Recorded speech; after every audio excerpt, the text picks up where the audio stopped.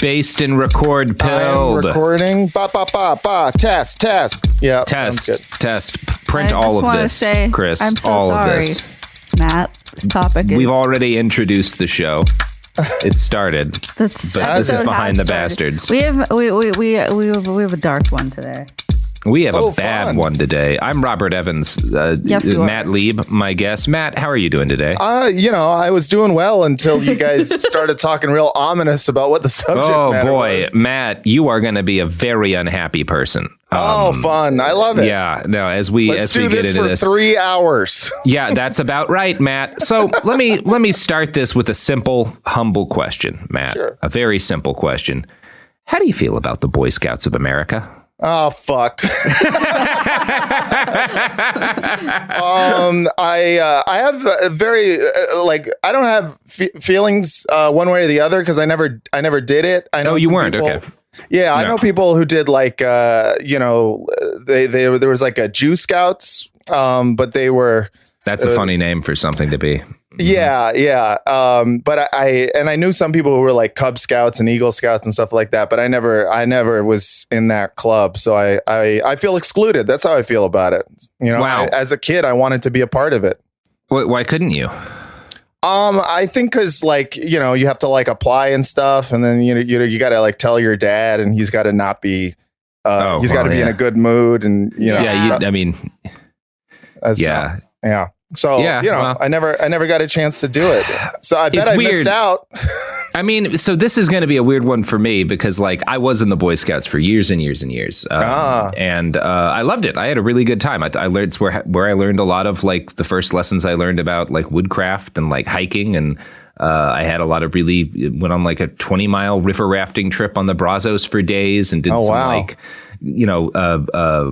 primitive kind of you have the contents of a matchbox and a pocket knife and you have to go for 2 days or whatever, some really cool shit. Had some great experiences. I personally have nothing but positive memories of the Boy Scouts of America and my time in them. Well, end of podcast. Thank you for listening. So it's fucked up. I played my very first games of Dungeons and Dragons. I played at Cub Scouts campouts, which was a huge part of my life. And it's weird. I can confidently say my life would have been very different if I had not been a Boy Scout. And I can also confidently say that is true of 100,000 or so other boys for a much worse reason. Oh, God. Because as we're going to discuss, the Boy Scouts of America, despite, and I'm sure a number of people listening can think back to positive experiences they had in the BSA. I know my dad can. He was an Eagle Scout. And I know a lot of people who felt very fondly about their time in the Scouts.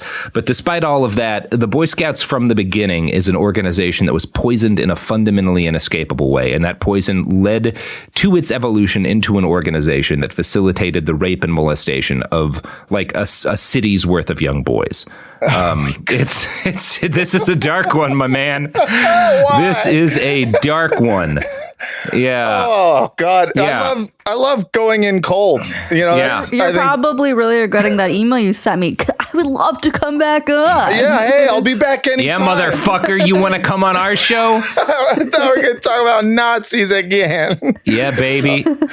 Oh yeah. No, I'm excited, man. This sounds like a lot of fun. It sounds like Boy Scouts, are going to be a great organization to learn more about. So let's strap in.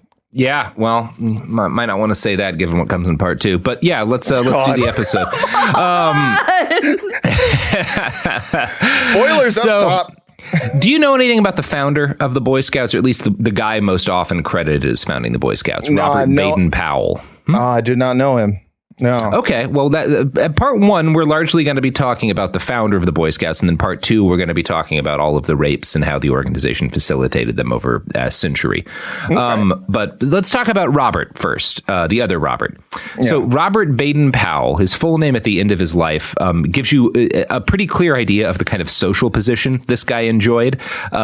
When he died, his full title was Lieutenant General Robert Stevenson Smythe Baden-Powell, 1st Baron Baden-Powell, OM, GCM, GCMG, GCVO, KCB, KSTJ, DL, which are all like different orders and awards and like knightly shit that he was English as fuck. You could not be more English than this motherfucker. That's the whole alphabet. That's insane. He had all these goddamn titles. Holy shit. And he was born high. Like he was born to rule, be one of the people who helped run the British Empire. Like that was his. Yeah. He was born on February 22nd, 1857 in Paddington, London, England.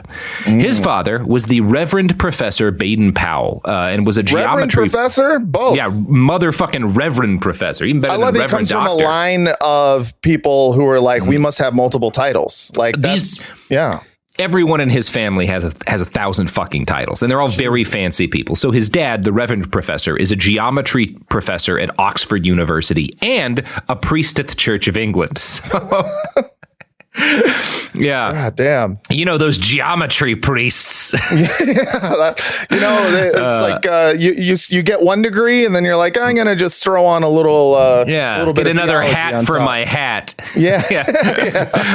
Yeah. So his mother was Henrietta Grace Smythe, and she was the oldest daughter of Admiral William Henry Smythe, who was a famous admiral, you know, and that's like the biggest thing you can be in the British Empire is a fucking admiral. Like that's like the top of cool British shit to be in this period. Right. They got that Navy, and people said it was a good one. Yeah. So Reverend Professor Baden-Powell was an old man when he married Henrietta Grace Smythe. She was his third wife, and he was, again, not a young man when he had Robert. And in fact, Robert's born in 1857, and his dad dies in 1860. So our Baden-Powell never really knows his father. And this brings to an interesting note. So Professor Robert Baden-Powell, the founder of the Boy Scout, his name is Baden-Powell, right? His dad's first name is Baden, and his dad's last name is Powell. His mom's last name is Smythe. So why is his last name Baden-Powell? That's an interesting question. So when his dad died, his mom changed the family last name after his death to be their father's full name with a hyphen in it in order to distinguish the children she had with him to the kids he'd had in previous marriages.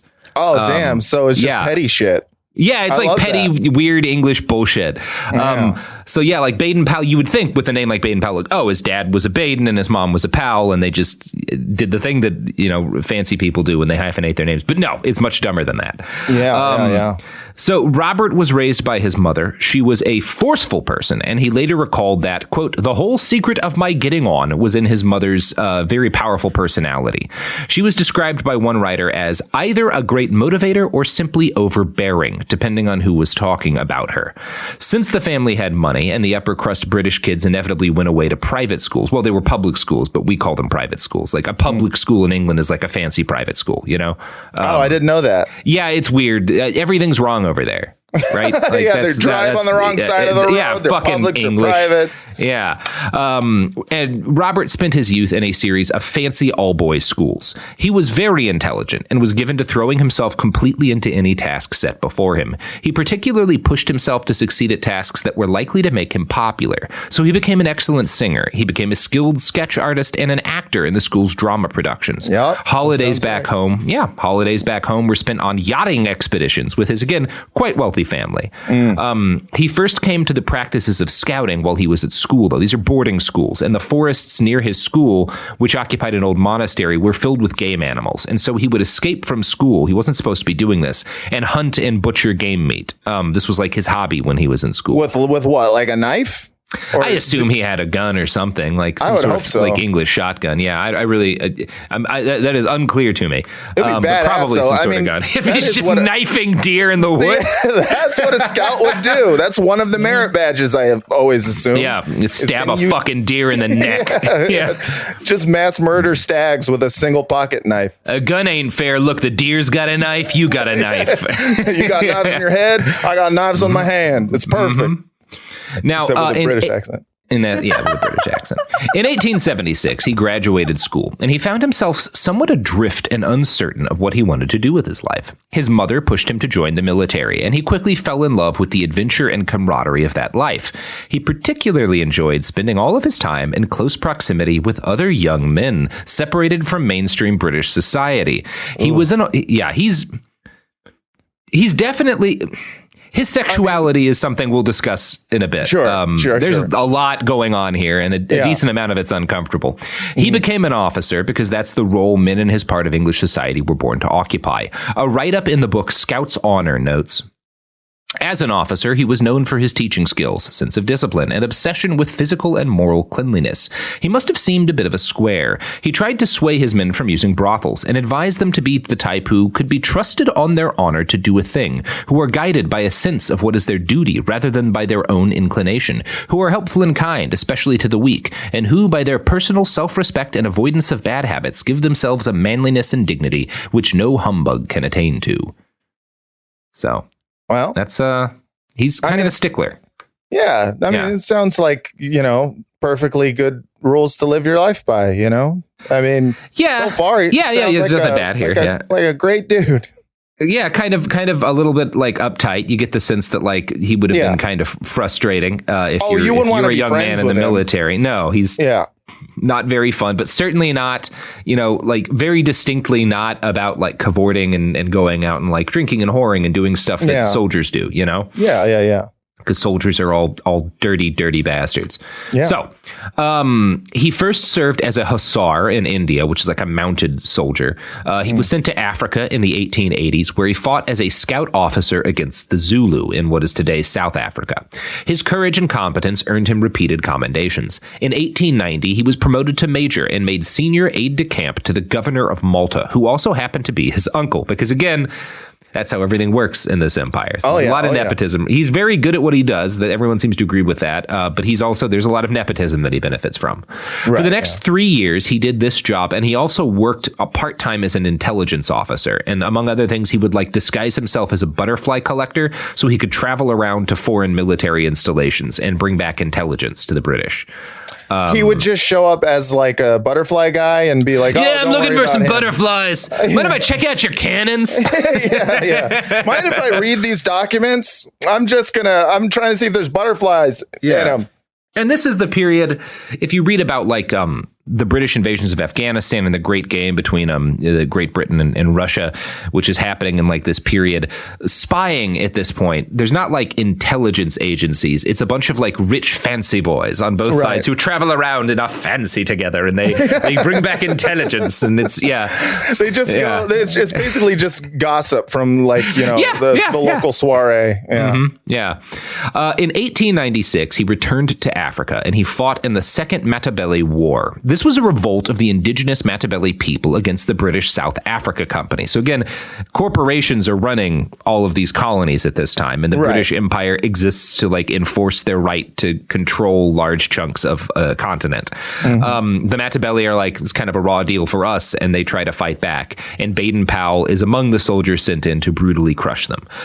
This is like three now. This is three different colonial wars that he's been part of. He fights in a lot of colonial wars. He sees a lot of combat, and it is all in the name of furthering the British Empire and the economic interests of British corporations. And he understands it this way. He is an unrepentant imperialist. Baden-Powell had no issue deploying industrial armed might against a subject people who had starved due in part to cattle pests brought over by the British colonizers.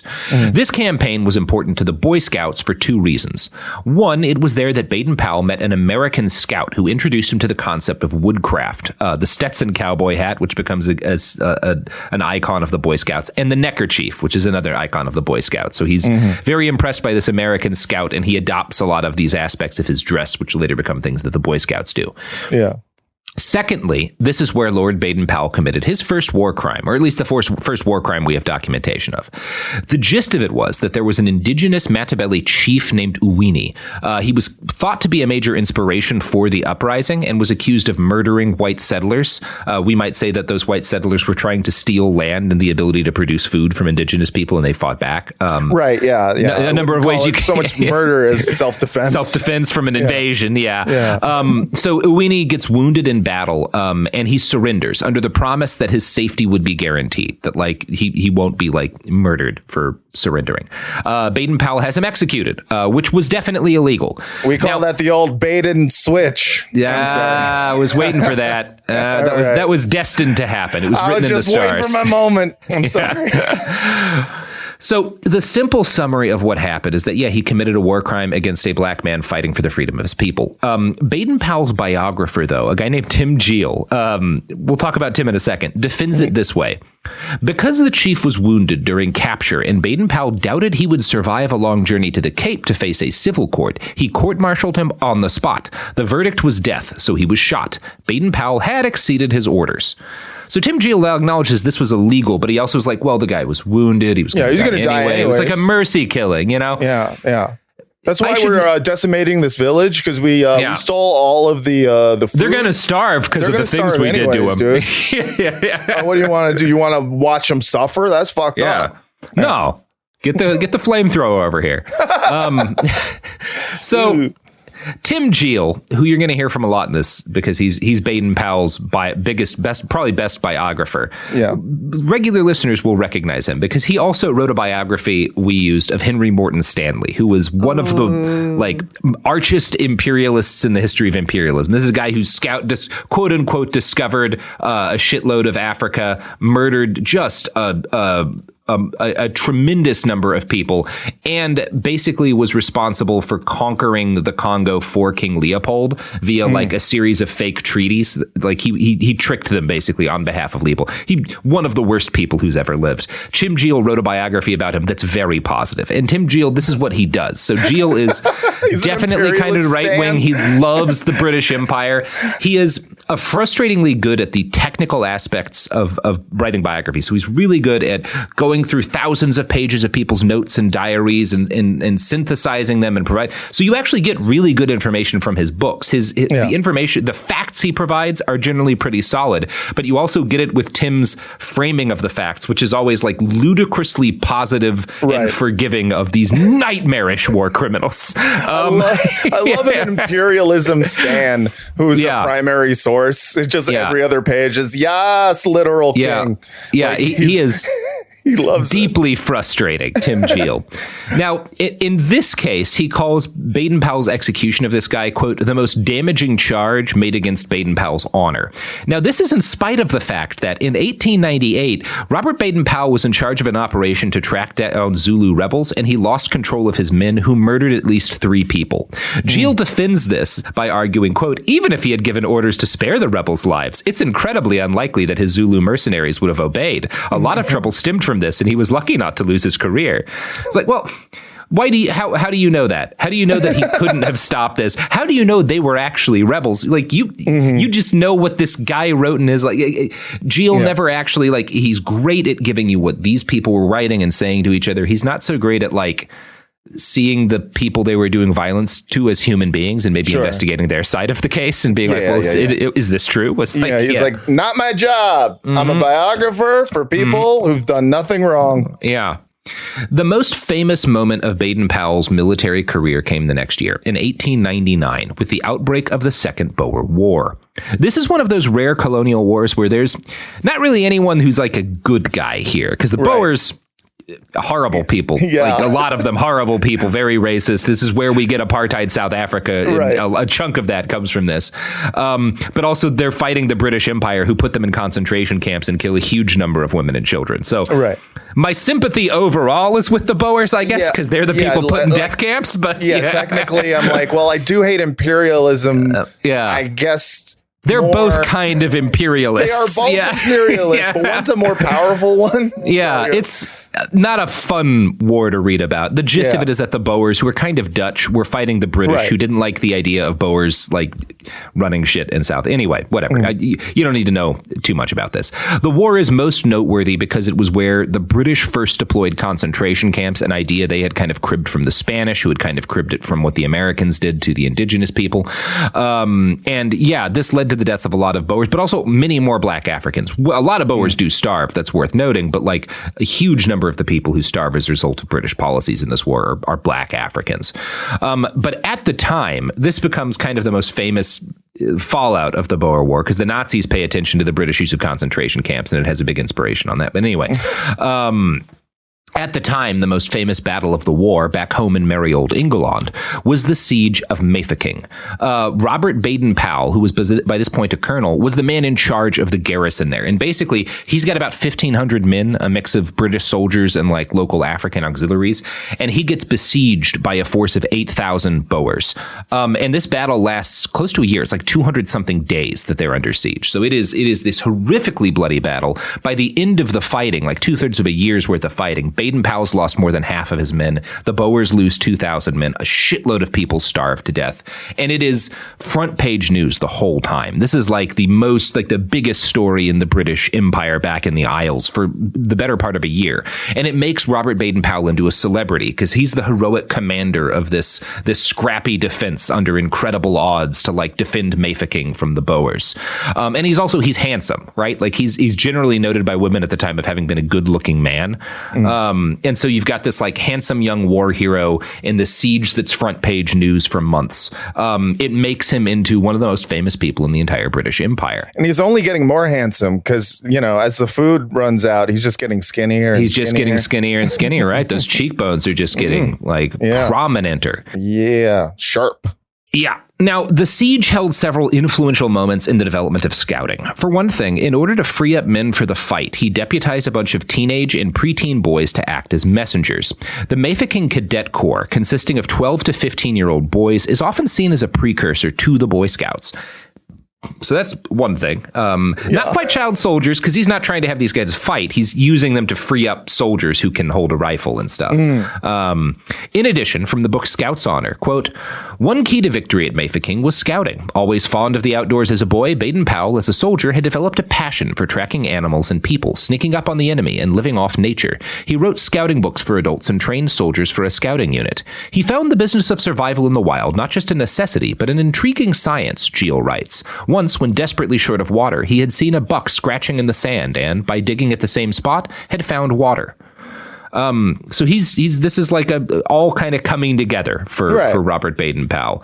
And he's maybe the only guy who could have like pulled off this defense for the British because he has a lot of this experience. He actually is not, you get a lot of these aristocratic officers are like useless in a hard situation. He's not. He is legitimately good at being a soldier. I think most historians today agree that he was a very competent combat commander. Yeah. Another thing that Baden-Powell did at Mafeking was arguably commit another war crime. Now, this is, in fairness, is a more muddled story than the others, which in my mind are very clear war crimes. The short of this story is that, allegedly, when food stores ran low, he chose to feed white people and let black residents in Mafeking starve to death. This excerpt from the Irish Times gives a good overview of the war criminal allegations. Faced with food shortages, he simply chose to deprive most Africans in the town of any food whatsoever, even their own, which he had earlier forcibly requisitioned. A few vital African laborers were allowed to buy rations. Others were reduced to scavenging dog corpses in rubbish heaps. So that is the war crime allegation against kind of what he does here. He ordered one group of 33 Africans out on a cattle drive of Boer herds, otherwise to be flogged. The Boers captured and murdered all but one of the poor devils. Unperturbed, Baden-Powell then evicted several hundred African women from the town. Many were murdered by the Boers, and a few pitiful survivors were stripped naked, flogged, and sent back. Yet their shameful fate troubled him not the least. And you'll hear a couple of different death tolls for this. I think 2,000 is kind of like the upper number of like how many people died as a result of Baden-Powell making these calls. Now, Tim Geel, true to form, has a ready defense for Baden-Powell here. He says of these allegations, quote, "This is an absolute lie. He opened soup kitchens and shot all of his cavalry horses so he could feed them." And in this case, Geel's not entirely wrong here. Again, how exactly you come down on this is messy. He is an actual biographer, so he's not making up shit.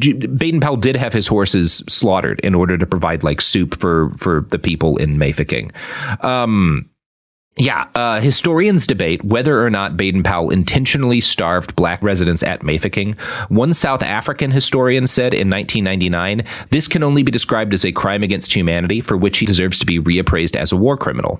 But in 2000, a pair of military historians, Edmund York and Malcolm Flower-Smith of the Royal Military Academy at Sandhurst, analyzed diaries from soldiers and civilians during the siege, including Baden-Powell's diaries, and they came to a different conclusion. And I'm going to quote from The Guardian here. Baden-Powell had based garrison rations on a prospect of relief within 2 months. Kitchener, who's the high general in charge of the whole war, ordered him to send as many women and children and natives as possible away to save rations. So Kitchener orders him, get the non-combatants out of the city so you don't have to feed as many people. But the authors say the papers indicate that this harsh policy was not aimed at the township's 7,000-strong majority of blacks, the Baralong tribe, who were valued soldiers and boosted food stocks by rustling Boer cattle. Its victims were 2,000 outside Africans, including Shangans, who was a different tribe of Africans, a smaller subset of the population. Okay. Their food rations in Mafeking were cut off. Baden-Powell negotiated safe passage for them for the Shangans with the besieging Boers to British-held territory, supplying a military escort and food wagon. But the truce was broken. The first attempt to drive 900 blacks out at night was scattered by Boer snipers. The second, by day, saw them decimated by Boer attacks. The policy of forced evacuation was a blunder, Dr. York said. Baden-Powell was the reluctant victim of external military imperatives. He realized his errors and dropped it. So that's complicated. Yeah, that's complicated because, his calls get a bunch of people killed. He's also acting on orders. He's not trying necessarily to get people killed. He's trying to get them out of there so that they can go to British territory where there's more food. The Boers attack these people. You could argue he didn't and I'm not a historian because obviously these scholars who are saying no, what he did was understandable, he wasn't trying to kill anybody, are British military historians from the Royal Military Academy at Sandhurst. Right. So have a bias. I feel I'm inclined to not give him the benefit of the doubt and just say he probably did that shit. So I think what's probably true is that he was not trying to get anybody killed, but also the fact that these people, not just that they're black, but they're black members of this tribe that is not valuable to him. He's not troubled by what happens to them overly. And it's not, he probably could have done a lot more to not get them killed. Right.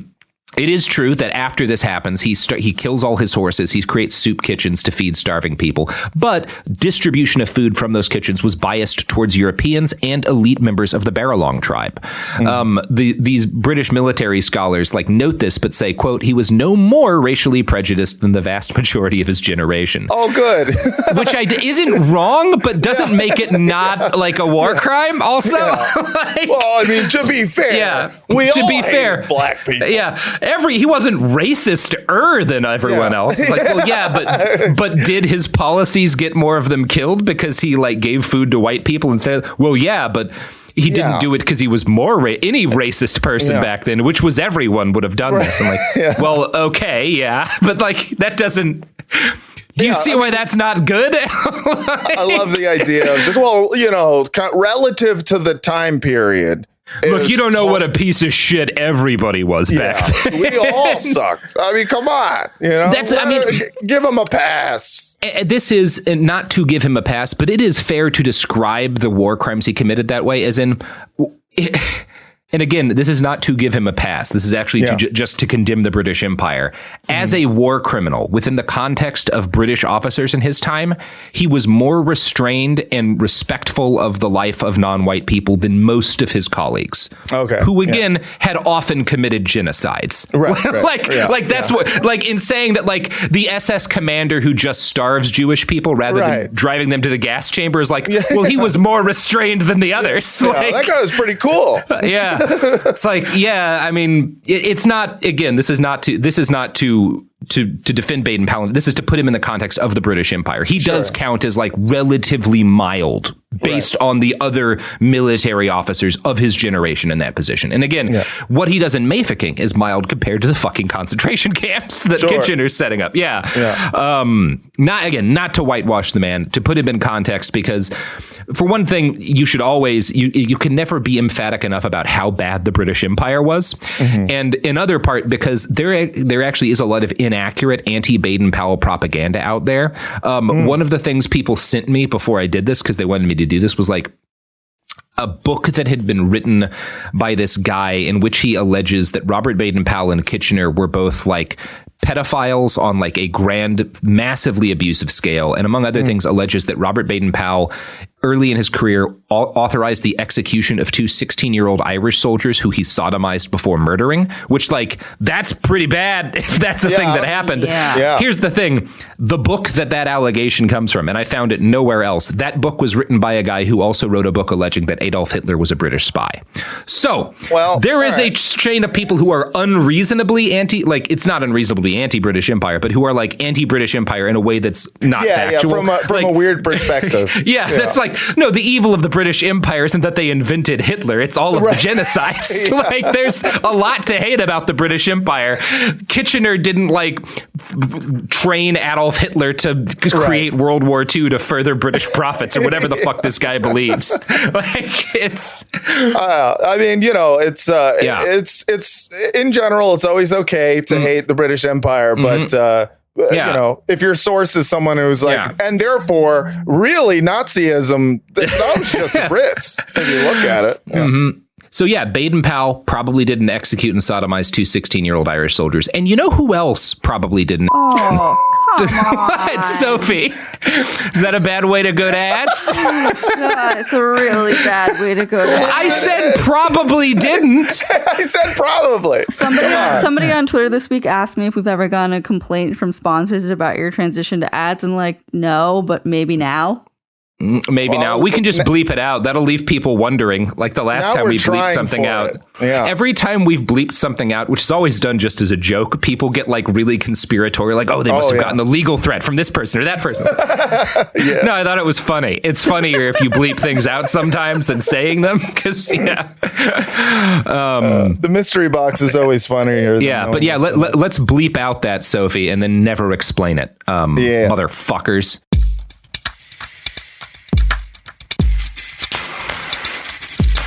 All right, we're back. Sophie, come on. Professionalism. Jesus. Get it together. You got to be professional, Sophie. People come to us expecting a degree of professitude, I think is the term. Come on. At the very least, all my elementary school friends who have reached out to say they listen to this show, they told me they listened to it for the professionalism. For the professionalism, right. That's what we all listen to it for. Nobody has ever given me that feedback. Well, you have the wrong elementary school friends. Apparently. That's right, Sophie. I've been saying that for years. So when it comes to aspects of Robert Baden-Powell's early life that are relevant to his founding of the Boy Scouts, we should probably get into his sexuality, which is... There's a lot that's messy here. For one thing, he was almost certainly homosexual. That's not questionable.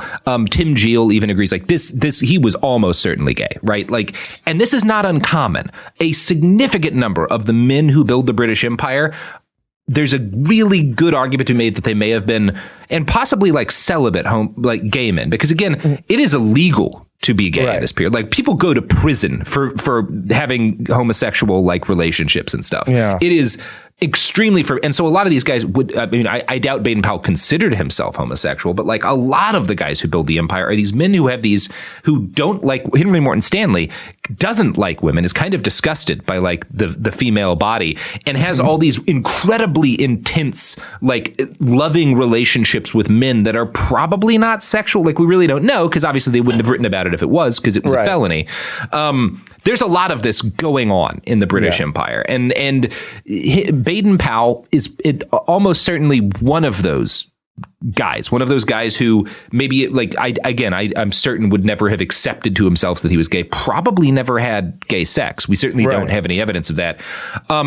But he loved the homies, you know? He found the male body beautiful and the female body disgusting, which right. Yeah. Like what do you like? Take what you will. Take what you will out of that. Yeah. The big debate isn't around like, was this a guy with like some homosexual like inclinations? It is, was he also a pedophile?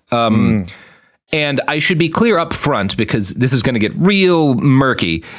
We do not have any evidence that he was a child molester. And I think that's unlikely that he ever, but the question is like, was he attracted to kids?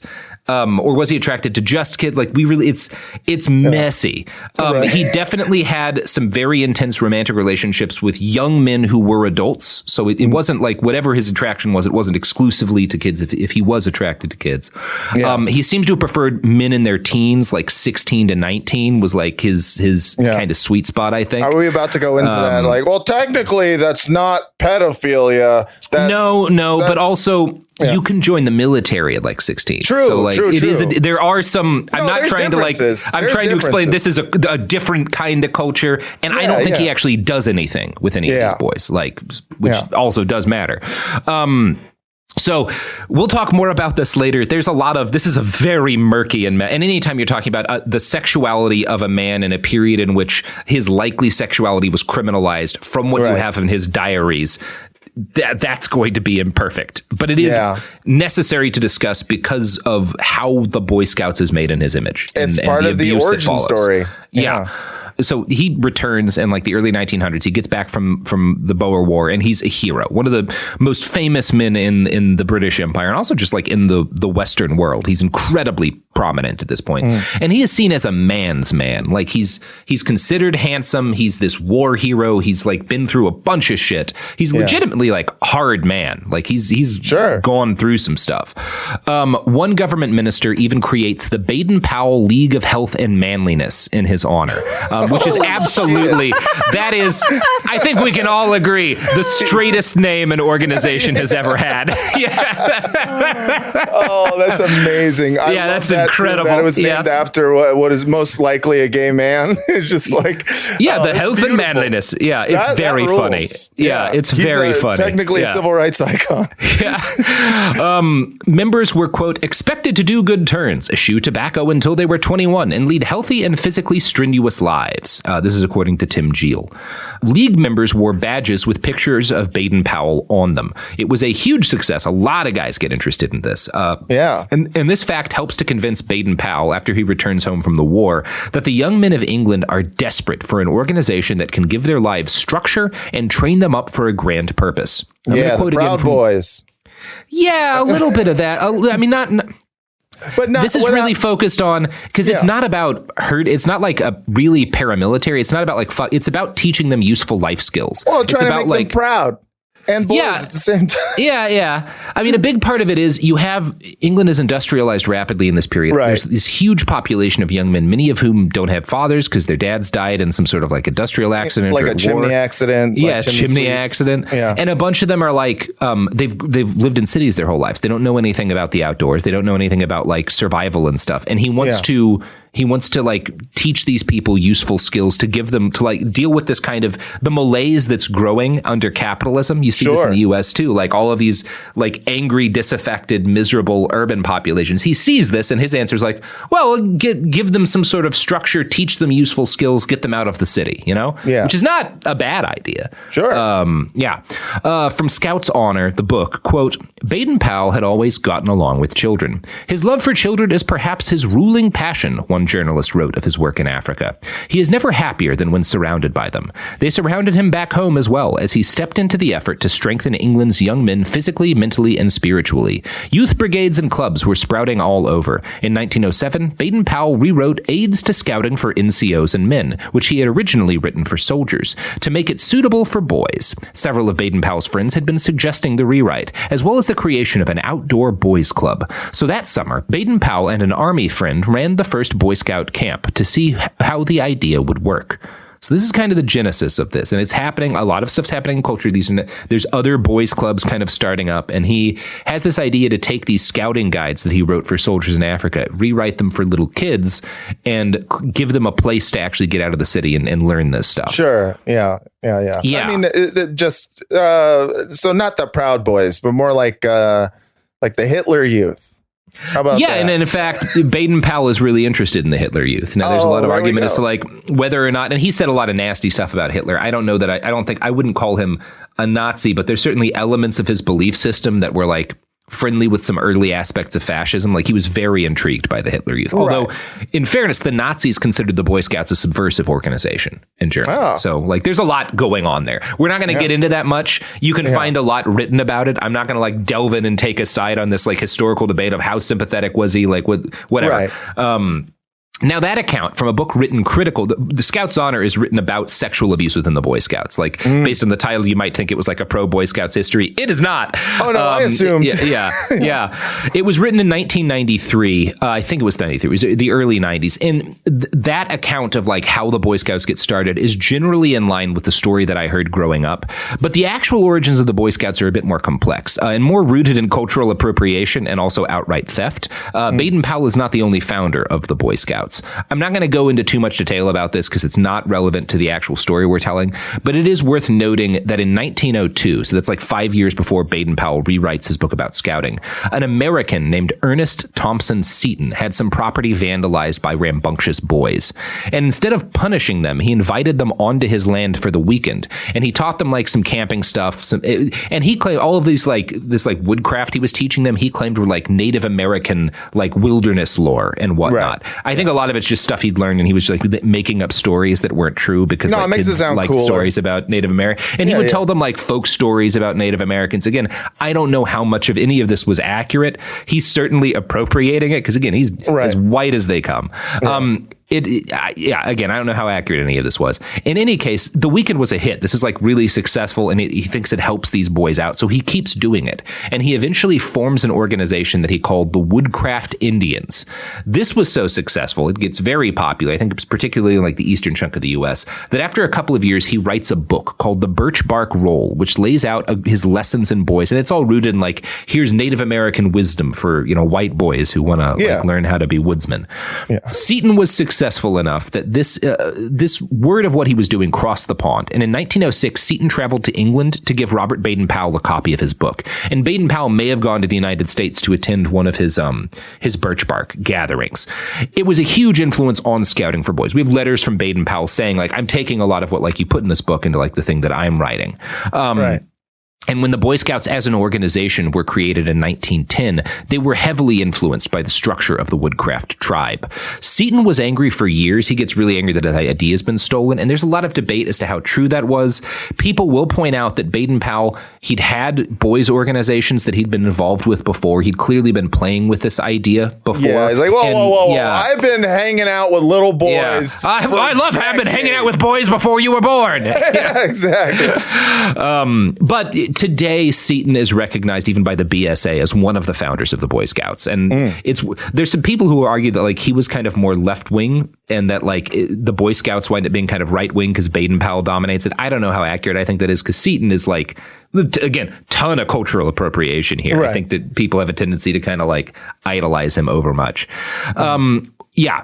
I will note that while Seton definitely like did a lot of cultural appropriation to make his organization, I don't have any evidence that he deliberately enabled a culture of child sex abuse, which Robert Baden-Powell absolutely did. So if you've got to pick a favorite Boy Scout founder, I do think I pick cultural appropriation over child molestation. I think I'm going to give it to that. There are levels. I mean, they're both problematic. We can say that. They are. They're definitly both problematic. I mean, both are grounds for a cancellation. But one more so than another. Yeah, I think if I'm prepping the cancel canon, I'm going for the guy who enabled child molestation on a massive scale first, probably. Yeah, that's probably a good call. Speaking of child molestation on a massive scale, that shouldn't be an ad break, should it, Sophie? Back to Baden-Powell. Let's get back to Baden-Powell. So he rewrites Aids to Scouting for NCOs and Men in 1907, and shortly thereafter, that same summer, they start the first Boy Scout camp. And the Boy Scouts aren't an organization until 1910. They're kind of like testing out, like, well, let's get a bunch of boys on the land. Let's teach them. Let's see if this is like actually a good idea. If kids like it, if it's got legs, basically. Right. This is their beta test. So they bring a bunch of boys to this land they've got. They spend a week with them hiking, teaching them how to make tents, and according to the book Scout's Honor, quote, at the end of the day, there were rub-downs and stories around the campfire. So that's potentially problematic. Oh, man. That's potentially problematic. The stories around the campfire was fine. It was just like it's the rub-downs. It's the rub-downs. Rub-downs. Yeah. Like, rub-downs and stories around the fire. Maybe no rub-downs. S'mores and like running hands through the hair of children. And then also like looking at the stars. I think a couple of things can be true. One is that we currently have a problem in our culture where like men who feel like called to teach young boys things and like mentor young boys, they get like unfairly accused and like people get suspicious as like, why would a man like care about, like, which is, it's actually good for men to like care about the mentoring and upraising of young boys. Being tender with a child is not bad, but having just said that sentence, I would like you to delete it. Rub-downs is a line. It is a line that has been crossed. When you're doing rub-downs of the boys in your care, things have crossed a line, in my opinion. There's levels of tenderness. Yeah, and rub-downs cross that line. How about pat on the head? Little pat. Yeah. That's and I cute. guess, you could argue that the rub-downs were not like necessarily sexual assault, because I don't know like what, but certainly you're on a line there. You're at an uncomfortable point. It's a gray area, that rub-down area. However far these went, Baden-Powell seemed to get something intensely powerful out of the experience. His widow would later tell an interviewer that, though he'd spoken at many youth groups since his return from the war, quote, this was different. These boys were his for a week, to work with, to play with, to learn from. And if his ideas were right, to guide, to influence, to mold. So, again, I know, like... I know. Playing with kids is good. You should. It's good. It's good to care about said kids. That sentence, I'd like you to delete it. Mm-hmm. You can't say these. Problematic. Play with kids, like activities. Do activities. Do activities with kids. Yes. Yeah. God damn it. The language around it is just very difficult. He took his strong feelings during this week as a sign that his new calling was to mentor boys. In 1908, he published his rewritten book as Scouting for Boys, and this included within it the Scout Oath, which is, on my honor, I will do my best to do my duty for God and my country and to obey the Scout law, to help other people at all times, to keep myself physically strong, mentally awake, and morally straight. That's a famous, and the Scout law is that a bunch of shit you're supposed to be: helpful, friendly, courteous, kind, obedient, cheerful, thrifty, brave, clean, reverent, like all that shit. That's down. Like, this is still like rub downs. Morally straight, baby. You gotta be morally straight. Yeah, I mean, if there's one person who screams straight to me, it's Robert Baden-Powell. So that is a straight, manly guy. That's a straight, manly man right there. Mm-hmm. You will generally run into a few different theories as to what the overall purpose of scouting was. The sinister theory is best summarized by this passage from an Irish Times article. Quote, for him, the Boy Scout movement was an unarmed paramilitary expression of the empire. So that's one angle, that he's trying to train up the soldiers of the future, right? He's getting boys ready to fight for the British Empire. Yeah. Biographer Michael Rosenthal shares this opinion, writing, all of scouting can be properly understood as Baden-Powell himself understood it, as an organization expressly designed to churn out admirable, obedient lads. Scouting sought to guarantee for society the complete submission of its members. And there's a lot to be said, we won't get into it enough, about like World War I's impact on scouting, because a huge chunk of the British soldiers who die in World War I were former Boy Scouts. Oh. And kind of it had been very British up to World War I, and it becomes much more international after that point, and much less kind of dedicated to specifically British imperialism. Right. And I don't really know enough about, like, did Baden-Powell look at like how gung-ho all these young men were to go have an adventure overseas that led to them getting mowed down by machine guns, fire, and sucked into mud, and be like, shit. Because other people who were like Teddy Roosevelt is like horrified by like one of his kids dies there, who he like really pushes to go fight and like dies horribly, and he's like, Jesus. Yeah. A lot of people have. Thought this was going to be simple, like the Philippines or whatever. Yeah, Rudyard Kipling has kind of a similar, it has this like profoundly, almost radicalizing experience on Kipling. Kipling's a fascinating guy. Wrote some really like some of the most imperialist shit ever written, and also some like really profoundly anti-imperialist stuff about like, you know, groups of like indigenous people like destroying empires and stuff, and like all this like fascinating dude. So Tim Geel, on the other hand, writes that Baden-Powell's purpose was more protective than this. Quote, adult life was full of dangers. Women could deprave them. Politicians mislead them, and gambling and drunkenness could wreck their lives. But in his boys-only world, he would counteract these dangers with hiking, camping, cheery sing-songs, and other safe activities. And I think both these views are probably accurate. I think Baden-Powell did legitimately care about the health and well-being of boys, and he wanted to help them grow up healthy. He was fiercely protective of them. I also think he wanted them to become good little soldiers of empire because he was an imperialist. Yeah. He had grown up because he thought that was a good thing. It's not like he looked at that wasn't sinister for him. For him, that was like, yes, you know, this is what men are supposed to do. You will. Yeah. Men are supposed to learn how to like carve things into wood, make macaroni pictures, and fucking, you know, and oppress indigenous peoples. Yeah. Right. Exactly. Yeah. For the wealth of, you know, and whatever.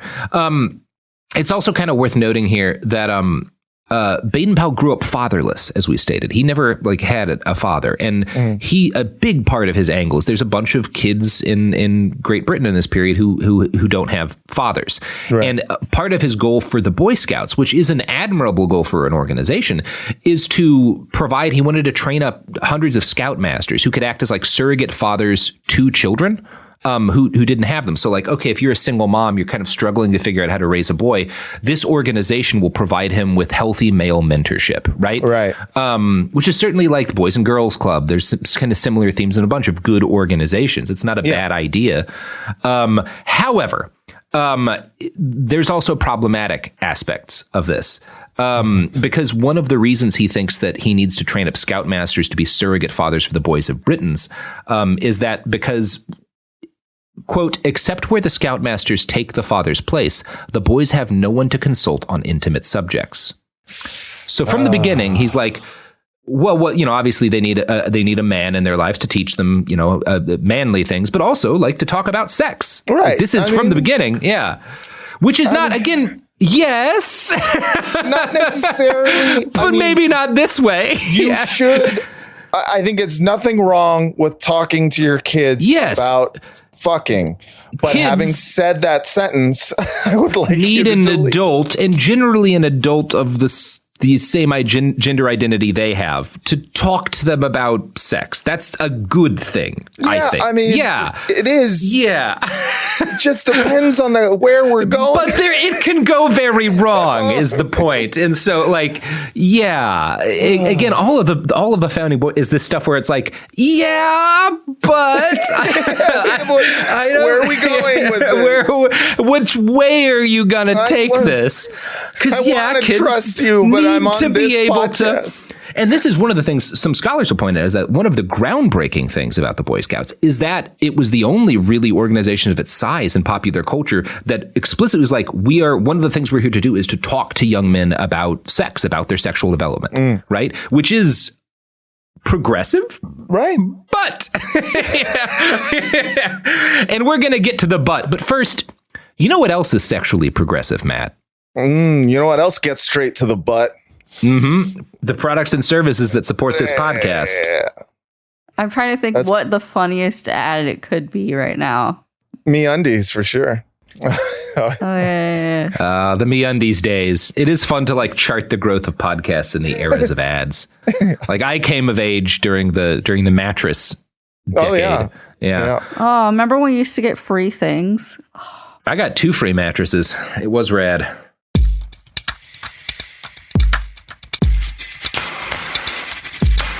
Oh, we're back, and we're all just having a great time talking much fun, about dude. A guy who's not at all deeply problematic. They're going to be able to cut out snippets of this podcast and cancel me for generations. You are going to be canceled well into the 23rd century. Oh, damn it. Yeah, when the Federation of Planets starts up, there's going to be a Galaxy-class starship named the Cancellation of Matt Lieb. Just on loop, it plays the thing where I just said, I think it's good to play with kids. That's the noise it makes when it goes into warp. Good times. So the fact that one of the purposes of scouting is to provide boys with male mentors who can talk to them about intimate issues. One of the things that this means is that naturally the scoutmasters, who are mostly volunteers that Baden-Powell is bringing in, are going to have to talk to boys about sexual issues like masturbation. And again, this was somewhat revolutionary for its day, but it's also worth noting that like the fact that they're talking about this is revolutionary. Their attitude towards it is profoundly conservative. Abstinence is the only thing ever encouraged. But at the same time, the mere fact that their literature addressed masturbation as a topic was kind of progressive for the era. Yeah, they talked about the existence of it. Yeah. So, I mean, this is something. not a good thing necessarily. As we'll discuss, Baden-Powell's impulse to discuss boys' sexuality came from a really problematic place. But I want to read to you his advice on masturbation as it was written for the first draft of his book on scouting, because I know this is something you need in your life. Please, this is going to be fun to listen. Let me get my old-timey voice ready. You all know what it is to have at times a pleasant feeling in your private parts, and there comes an inclination to work it up with your hand. The result of self-abuse is always, mind you, always, that the boy after a time becomes weak and nervous and shy. He gets headaches and probably palpitations of the heart, and if he carries it on too far, he very often goes out of his mind and becomes an idiot. A very large number of lunatics in our asylums have made themselves mad by indulging in this vice, although at one time they were sensible, cheery boys like you. Jesus. Wow. First of all, that was like the carnival barker from hell telling me not to jerk off. And I do love the idea of like if you jerk off too much, you become insane. Because it's a theory so easily disproven. Yeah. Just generations by the sanest man in the world. Yeah. I'm trying to figure out what the funny. Yeah, Matt Lieb. Yeah, there we go. I mean, it's also I should note, I'm sure our regular listeners will have caught this. If you listen to like the Kellogg episodes, he's not inventing this stuff. He is, when he talks about masturbation in this way, he is actually like sharing mainstream medical conclusions. Like the mainstream of the medical establishment in this period broadly agrees with everything he said. Right. So this is not like Baden-Powell isn't introducing this, although it is unique that he is as like a youth group leader trying to talk about this so openly. Now, that passage I just read doesn't get published in the first Boy Scout manual. His publisher is like, wait a second. Why are you talking about masturbating so much in this book? I have some notes. I have some most notes. Most of it is good. The whole section about coming, jerking off. I could maybe we trim that down. Quick note. It's going to affect book sales. So they rework it to make this much vaguer, simply cautioning children not to touch themselves and noting that if they feel an urge to do so, this is critical, quote, go to your father or your scoutmaster and talk it over with him and all will come right. So that could be problematic right there. Yeah. Having these children, if you want to masturbate, go to your volunteer unvetted scoutmaster. And he'll teach you how to come right. You can see this is a situation in which if the wrong kind of people become scoutmasters, this could be a profoundly abusive situation. A lot of trust. A lot of trust in these scoutmasters. Probably undue trust. Yep. So it's here we should probably again discuss the sexuality of Robert Baden-Powell in a little more detail. So again, Tim Geel is convinced that he was gay, and the strongest piece of evidence for this is that when he was in the army, he falls madly in love with a young army officer, again an adult, named Kenneth McLaren, who he called the boy. Now, again, I don't know, like we might have called, I'm not sure if Kenneth was like 18, but like he was an officer in the army. He was an adult kind of by the standards of the time, right? Right. Calling him the boy is just probably, that's a term of endearment. I call people who are like in their mid 30s. I'm like, oh, those kids over there. Yeah, those fucking kids. Yeah. So it's probably fine. Yeah. Geel calls this Baden-Powell's only close friendship in like his entire life. Like this is like a really unique relationship with him, which right there says something. The two bunked together, which also says something. They vacationed together. They exchanged gifts. And when the boy was captured by Boers during the siege of Mafeking, Baden-Powell had to be stopped from trying to rescue him. Geel calls this an emotionally homosexual relationship because there's no actual evidence that these two fucked. And again, given a lot of this is not an uncommon kind of relationship. Maybe they did. That's also total. I'm sure a lot of these guys that we just don't know if it was just emotional or like if they actually like. I'm sure a lot of them did and just couldn't say anything because again, you'd go to prison. Yeah, maybe. Like I don't. But also that you can't overstate how repressed they are. Like that's true. Would they even have known how? Like really, would they even have known how? You can't entirely the impulses. Because human beings are the same as they've always been. Their understanding of like ways in which to handle those impulses, that is cultural. And like, it is, you can't entirely get in their heads just given the fact that like, like the basics of like how sodomy works, right? Like that's like a thing you can do. Like who knows what these guys know? Yeah. It is true. Like even straight British people are just edging at all times. Yeah. Like they're all repressed. Like who knows what these people know about fucking kissing? This is an incredibly repressed, not just time, but like class. Cause these are the upper crust. These have only ever like, it's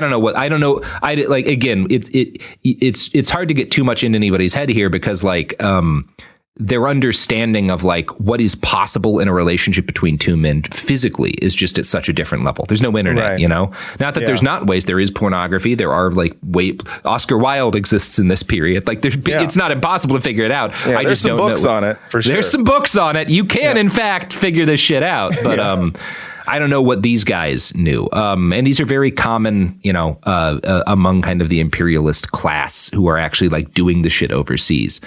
Baden-Powell did get married kind of later in life. He had a couple of kids, but among other things, he was noted to regularly sleep outside on the porch because he couldn't bear to be near his wife. So again, not that it could be because he's gay. It could be because she's a British. She might just have sucked. I don't know. I mean, like.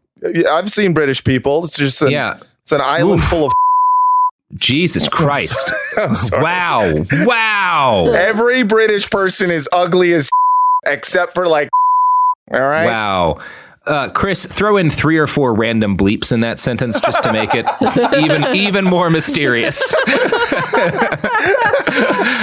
So Geel concludes that Baden-Powell's intimate diaries reveal a revulsion towards naked women and a fascination with naked male bodies. Quote from the book Scout's Honor. In his advice to boys, Baden-Powell treated women as a hazard to be avoided, again, not uncommon for the time. He mocked boys for girlitis if they paired off with young ladies, and wrote that young fellows are apt to excite their lust by talking about love or toying about with girls, but this is all bad for you. Rovering to Success, one of his books for boys, includes a chapter titled Women, in which he warns about the rutting season, that time when a boy is growing to manhood and finds himself obsessed by lust. He was writing about puberty, but compared it to an illness. He said it would last only a few months, sometimes a couple of years, and told boys to get over it just as they would get over the measles or any other youthful complaint. I love an entire chapter just dedicated to talking about how girls have cooties. Yeah, and girls have cooties and you don't need to fuck. Yeah, exactly. He noted with remarkably little excitement that most boys would get married at some point. And like he was kind of like, yeah, like you want to delay this as long as possible. You'll probably get married because it's the only way to carry out the creator's law. That is to make children, right? Yeah. But that's all that women are. Like they're not a partner. They're not. There's nothing attractive about this. It's just the only way we get more people. That's his attitude. He repeatedly stated that women's bodies were repellent, just as he wrote about how wonderfully made the bodies of young men and boys were. As the Boy Scouts got off the ground, he engineered many opportunities to watch naked boys.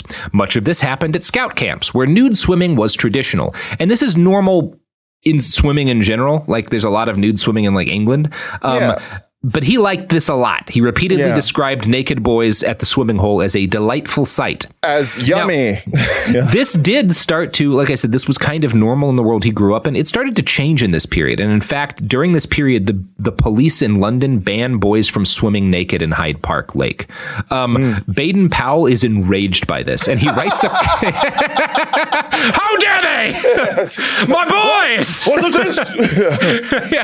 This is a God-given right to look at little boys as they run into the Hyde Park Lake and as they dance and jump and jiggle. Yeah, he writes it's a beautiful sight straight from God. I will build my own lake, and they will all swim in it.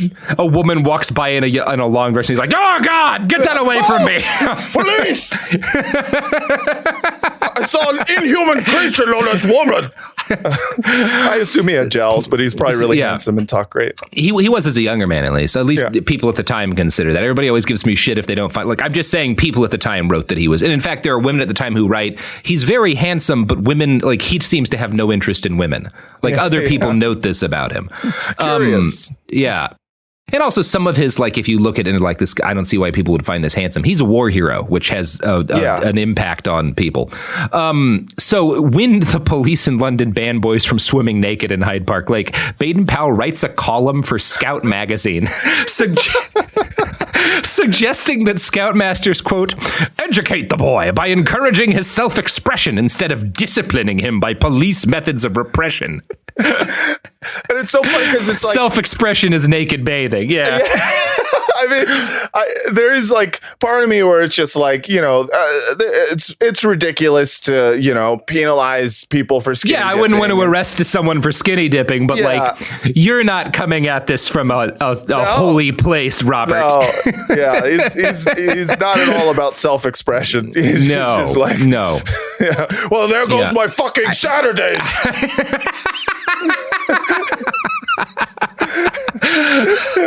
Oh God! I was gonna put on my loosest pants and walk down to Hyde Park. I got a charcuterie plate and everything. I was gonna have quite a time. So fucking police. He's just ACAB. This is what gets him ACAB? Is them bringing out bathing suits for the boys? Defund the bobbies. So one of Baden-Powell's friends at this time is a teacher named A.H. Todd. A.H. Todd's hobby was taking pictures of nude boys. He called them figure studies. But the library he donated his album to after his death destroyed all of these photographs in the 1960s to, quote, protect Todd's reputation.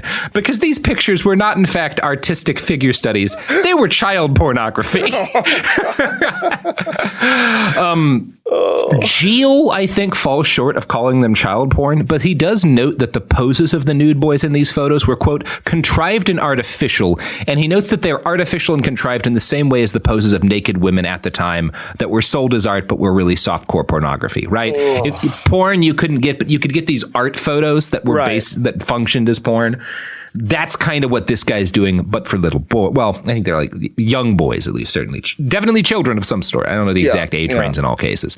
Baden-Powell spent quite a lot of time with Todd. In 1919, he stayed at the man's home and wrote, Todd's photos of naked boys and trees, etc. Excellent. Naked boys and trees. He has elephants. He has ducks. He has people swimming in ponds. He has a boy playing with himself. He has a bear. He has fruit sitting on a table. He has two boys playing with themselves. Oh, God. So he goes to hang out with Todd for a night or two, and he looks at his picture book, and he immediately, as soon as he gets home, he sends Todd a letter asking if he can visit again, and noting, possibly I might get a further look at those wonderful photographs of yours. I know, right? It's pretty fucked up. Jesus Christ. Yeah. Oh, my God. Just now, again, I'm imagining that dude sliding into people's DMs, because sometimes on Twitter I'll just see like people will post screen caps of like thirsty dudes sliding into their DMs, and it sounds very similar. Like, do I have to be a subscriber to OnlyFans to see the little boy pictures again? Yeah. Yes. And again, There's no evidence or even allegations whatsoever that Robert Baden-Powell himself assaulted any boys. I think there was a lot of gross lasciviousness going on. I think there's evidence he enjoyed child pornography. I don't think he physically, again, I don't know that he ever had sex other than the 3 times necessary with his wife to conceive children. Because he was a repressed motherfucker. So in this case, maybe that was good because it seems likely he never personally abused any boys. Yeah. It seems like with repression, it's largely bad. Except in very few cases. Except for maybe in this case, it helped out. But although not really, because while he personally probably didn't, I can't obviously categorically say anything, he absolutely encouraged the nudity of young boys. He also, in Scouts, and he encouraged those young boys to go to their Scoutmasters to discuss sex, nakedness, and masturbation. A not insignificant number of those men turned out to be child molesters. And how Robert Baden-Powell dealt with those men was telling.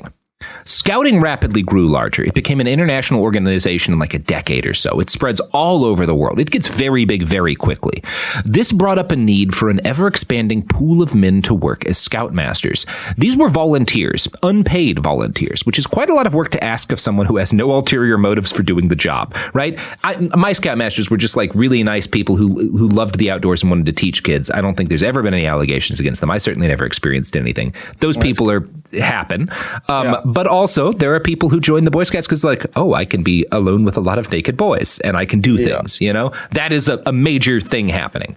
Now, again, as repressed as this time was, people are not ignorant of the fact that there are child molesters in the world. There are people within the Boy Scouts and within the government who are interfacing with the Boy Scouts who recognize this as a risk, who see what Baden-Powell's building and are like, well, if the wrong person became a Scoutmaster, he could really hurt a lot of boys. And they go to Baden-Powell and they're like, the Boy Scouts need to set up a way to screen volunteers in order to protect kids. We have to have something, right? We have to attempt to stop people who might hurt these kids. Mm-hmm. And crucially, Robert Baden-Powell said no. Quote, and this is from a letter he wrote, "I don't think we ought to make the test of Scoutmasters too stringent for fear of putting them off."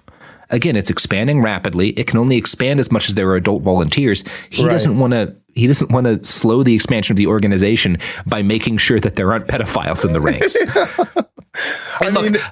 Obviously, how do you do a pedophile test, though? Even if he had cared, I'm sure it would have fallen short. It was inevitable. And this is the kind of thing. The Boy Scouts are not evil because some men who got into the organization molested kids. That in an organization that at its peak has 7 million kids, some of the adult volunteers are going to molest some of those kids. That is inevitable. Just at the scale that science. It is. In a town of 7 million people, some of the adults will molest children. That is inevitable. That is not.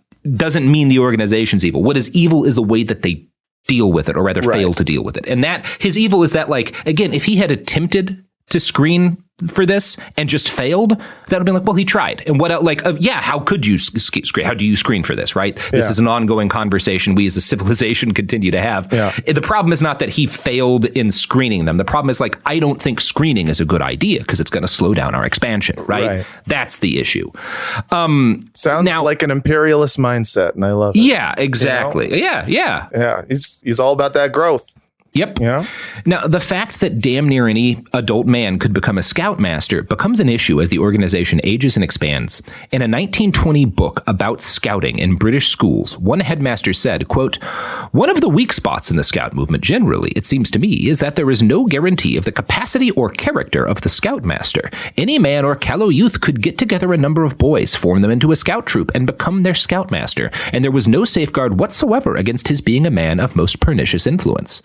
So again, when we talk about damning people by the standards of their time, people raised the alarm from the beginning of the Boy Scouts. People are telling Robert Baden-Powell, you are not being careful enough with these boys. Yeah. And he does not listen. Yeah. These concerns proved absolutely valid within Baden-Powell's lifetime. In 1923, a Scoutmaster was caught molesting a boy at the camp that Baden-Powell's camp. He gets caught by the police, and he is sentenced to 3 years in prison. Now, when this is a big story, obviously, right? This gets out. This isn't hushed up. And Baden-Powell writes a column in The Scouter, which is the adult Boy Scout. It's a magazine for the adult leaders within the Boy Scouts. And in this column, he is effusive in his condemnation of the man. He noted that if the law had let him, he would have punished the man by flogging. In the same article, he correctly notes that the abuse of these children by the Scoutmaster was a failure of the Boy Scouts to honor their grave responsibility of ensuring the safety of boys. But at the same time, he describes the sexual abuse of a child by a Scoutmaster as a man going too far in, quote, sentimentalism. What the fuck? What the fuck indeed? What does that mean? What the fuck indeed? I think that is him covertly acknowledging, yes, a number of us are attracted to the boys, but you don't touch them. Yeah, that would be too sentimental of you. I think the reality is like there's a very complicated conversation to have about people who are attracted to children and do not molest them. But I think one thing that is clear is that if you are that kind of person, it is imperative that you do everything in your power to not go anywhere near children. Don't that's critical. Don't fucking go near kids if you're attracted to kids and you don't want to be a monster. You're not a monster just because you grow up with like this thing in your fucking head, as long as you don't put yourself in a position where you're going to hurt anybody, right? Yeah. I mean, just that, make that your number one priority. Not being near fucking kids, right? But that right above eating and drinking. Yeah, and stay away from children. Stay away from children. Brush your teeth. Yeah. Fuck. And Baden-Powell's being like, well, of course it's fine that a lot of us are attracted to the boys, but this guy went too far in his sentimentalism, which reveals a tremendous amount about him, right? Yeah. So, as the book Scouts Honor notes, Baden-Powell was even more problematic in his attitudes towards the sexual assault of boys in his care during his private conversations than he was in, again, this public column. In 1922, a doctor named Patterson was put in charge of the main camping field at Gilwell, which is the first and chief scout camp. So Dr. Patterson is responsible for the health of all these boys. He sleeps in a medical hut that's near the field where the boys camp, so he can be near the boys to watch over them, because he's the doctor. He was extremely trusted for years. Mothers would often write to Lord Baden-Powell asking if he could pair their sons with Dr. Patterson so he could talk to them about sex, and Robert would send them to Patterson, right? Like they would be like, well, my son, I'm a single mom, my son needs a man to talk to about sex, and be like, I'll send them to the doctor. Which again, on the surface, if this guy isn't a child molester, perfectly reasonable. Like a boy has questions about sex, send him to the doctor. Send him to a doctor. Right. Here's the problem. Dude's a child molester. In August 1922, several boys complained that Dr. Patterson had given them painfully thorough physical examinations at night in his medical hut. An investigation commenced, and Baden-Powell allowed Patterson to be quietly fired rather than going to the authorities or taking any kind of punitive action beyond kicking him out. So they do not go to the police. They do not make this a criminal matter because they don't want this to blow up. Right. This is the first time that happens. Will become the pattern for more than a century of the Boy Scouts of America. Jeez. It is established by Robert Baden-Powell. Now, again, when cases of sexual abuse did go public, as that one did in 1923 that we talked about earlier, Baden-Powell was very loud in public about decrying the abuse, but as the book Scouts Honor notes. However, Patterson's successor, the doctor who follows after he gets quietly pushed out, H.D. Byrne, proved to be no different. After a decade in charge of the camping field, someone picked up, quote, a fat diary in Byrne's room and discovered it to be filled with detailed descriptions of sexual encounters with boys. He, too, was dismissed quietly, Geel writes. Headquarters evidently preferred not to let it be known that for almost 15 years, the one job in the movement requiring men of unimpeachable integrity had been occupied by a succession of active pederasts. God. Well... Yeah. A whole section of them, huh? Yeah. That's a grip. That's a grip of pederasts. That's too many pederasts. That's too many pederasts, I think. I would say one, probably too many. But again, And again, to be fair here, the evil is not that like a pedophile, especially in a new organization, wound up in a position and hurt boys. It's that their answer to it was to hide it and then promote another pedophile to that position because they don't take any care to actually screen these fucking people. God. And again, if their screening had been imperfect, at least that's a thing that happens. At least they tried. They didn't. And Baden-Powell's instinct was to try to cover it up and not to punish these people, to treat it as a moral slip rather than an act of profound evil. That is how he seemed. It's like, these men slipped. And it's like, no. Yeah. They abused children. Yeah. You're firing them as if it's like, slip. You showed up late to work twice. Yeah. You know, it's like, no, it's not. This is not a firing thing. This is these people need to be removed from from society Yes, thing. They have harmed children, the worst thing you can do. There's some justice needs to be served. Mm-hmm. Oh, man. Yeah. The founder of the Boy Scouts would die in 1941, but the patterns he established would follow the organization as it aged. They are, in brief, an avowed refusal to properly check the men who volunteer to watch over boys, a willingness to overlook problematic behavior, and a commitment to hiding the cases of abuse that they are forced to acknowledge. So. Oh, fuck. We're going to talk. Yeah. In part 2 about the modern BSA, but it is just very important to note that everything we'll be talking about in part 2, that stuff that goes up to like 2015 to right now, really, starts with Baden-Powell. This is not a case of a man founding a beautiful organization that later people fail on. From the beginning, everything problematic that has led to mass sexual assaults in the Boy Scouts was present from its founding. Yeah. I mean, you know, it's founded by a guy who... kind of wanted to fuck kids. That's, that's a recipe for disaster. That's a little bit of it's not great. Not great. Yeah. Probably, I had a great time in Boy Scouts. I think an organization with the broad goal of teaching kids self-reliance and survival in the woods is and absolutely necessary. I think damn near 100% of kids can benefit from something like that. Sure. Probably shouldn't be founded and formed by a succession of pedophiles. Probably a bad idea. My note on the Boy Scouts, less pedophiles. Yeah. If I had one 4-star Yelp review, everything's good, but the pedophiles and perpetuating pedophilia throughout the United States and the world is that sucks. Yeah, it's one of those things. I'm sure there are people who'll be like, why didn't you do the Catholic Church? We have talked about the Catholic Church a couple of times, including all of the horrible abuses in the residential schools in Ireland and whatnot. Right. But one of the things that is worth noting here is that when you talk about the pedophilia problem in the Boy Scouts, it's on the same scale as the Catholic Church. Yeah, at least in modern times, right? Yeah. Catholic Church goes back a lot further. Right. We're talking... Again, at the present time, at least 100,000 alleged victims just to have come forward in a couple of years. This is an enormous scale of problem. We're not talking about a kid here and a kid here. We are talking about cities full of children who were molested by their scoutmasters and other adult leaders. Fun.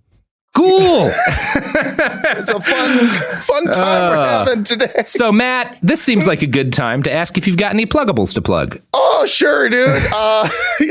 Totally. I do 2 podcasts. Pod Yourself a Gun, a Sopranos podcast, which is about The Sopranos. And we go through it episode by episode, me and Vince Mancini. And then we also do a film podcast where we just shoot the shit, kind of talk about movies, called the Film Drunk Fraudcast. So check those out. We rarely talk about pedophilia, but it's still fun. It's still a fun time. So check those out and follow me on Instagram at Matt Lieb Jokes. Yeah. Mm-hmm. Follow him on Instagram at Matt Lieb Jokes, and follow your heart unless your heart says to create an organization for boys and have them swim naked in a field so that you can watch them. Then don't follow your heart. Then maybe do not listen to a single fucking word your heart says. Move if that's what your heart says. Move alone to the woods. Yes, yeah. Make friends with a bear and bear. It's fine to make friends with a bear in that case. Yeah, you know at least they can fight back. Yeah. Oh boy. Okay.